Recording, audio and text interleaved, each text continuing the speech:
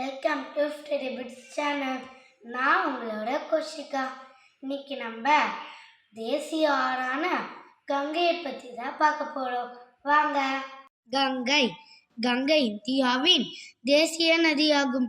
இமயமலையில் உத்தராகண்டம் மாநிலத்தில் உள்ள கங்கோத்ரியில் தொடங்கும் பாகீரதி நதியானது தேவப்பிரயாக் என்னுமிடத்தில் அலக்நந்தா ஆற்றுடன் கலந்து கங்கையாகிறது. இது 2525 கிலோமீட்டர் நீளம் கொண்டது. இது இந்தியாவின் மிக நீளமான நதியாகும்.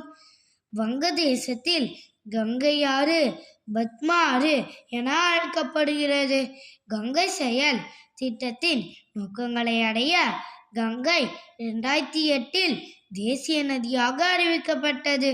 கங்கை இந்தியாவின் புனித நதியாகும், போற்றப்படுகிறது. நன்றி. மீண்டும் ஒரு செய்தியுடன் உங்களை சந்திக்கிறேன். பாய்.